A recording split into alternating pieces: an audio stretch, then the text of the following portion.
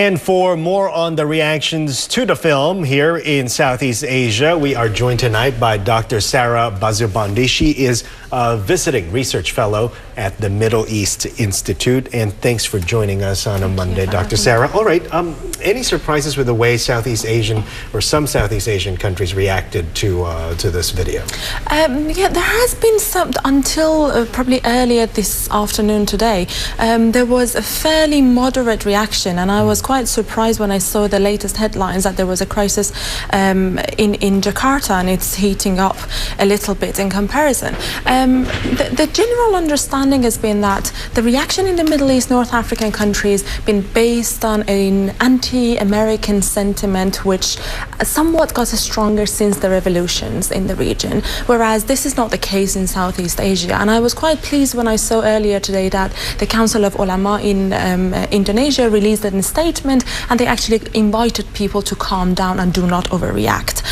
But you know, inevitably, I guess there is this wave of anger getting through the Southeast Asian countries, and to the point that I heard that the American embassy in Thailand had they're shutting down their operation. So this is quite unfortunate, but it's still the events are unfolding. All right, what do you think is driving the anger in Jakarta, for example? Do you think the protesters have actually seen this video in question? That is a very good question.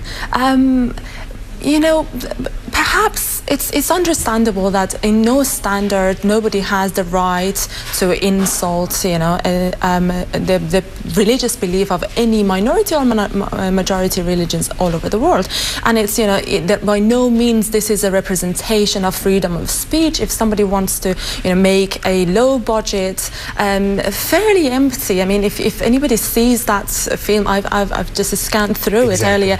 It's a completely, it sounds like a joke basically to me, rather than something that one needs to take it as a serious offense. Nonetheless, this is something that can trigger people's anger, and I think now it's the critical role is on the important responsibility is on the shoulder of the religious leaders. We see that in the Middle East, for example, the leader of Hezbollah, Sayyid Hassan Nasrallah, released a statement and called for a week of demonstration. This is overreaction. For somebody who actually has the knowledge of Islamic faith, they should now try to calm the situation down, because the more chaos and more killing and more just doesn't make sense. Exactly. But okay, the film was produced a long time ago. It only triggered this kind of reaction last week. The interim president of Libya said the Al-Qaeda could be behind all of it. Do you share the same sentiment?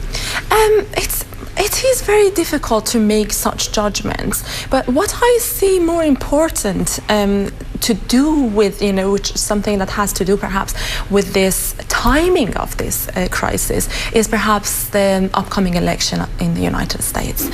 This issue has raised a huge debate in U.S. domestic politics arena, and for example, the candidate from the Republican Party has announced that President Clinton's foreign policy for the Middle East has clearly failed. President Obama. Sorry, President Obama. Right. I'm really sorry. Has clearly failed, and the reason is that he's been always apologetic against the Middle Eastern governments and Middle Eastern people, whereas it shouldn't be the case. And his support for the overthrow of all these dictators of the region has done nothing but just creating more anger, and those people that we actually help them now are turning their back against us. Anger, and they're not afraid of America anymore. Precisely. Is I think what I'm hearing there. The White House still stands by that all these protests were because of this film and nothing else. Do you agree? Well, it is, again, it's one of those situations that it's very difficult to make a judgment. It definitely raised anger. It has definitely prompted reactions by the religious conservative Islamist group across the world for very understandable reasons. But at the same time, one cannot really ignore the fact that how it's been utilized.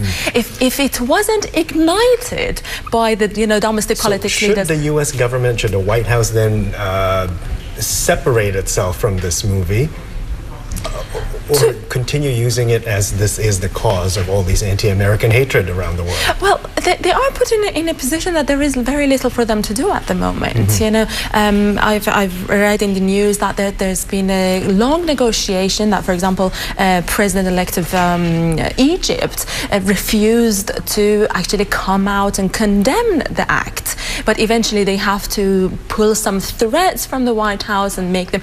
So it is important, and somewhat an inevitable situation has been created that nobody really is happy about, but the only way to get out of it is just to try to calm the situation down, and obviously it's going to have costs for the current government in the United States. All right, thank you very much for all your insights, Sarah. Dr.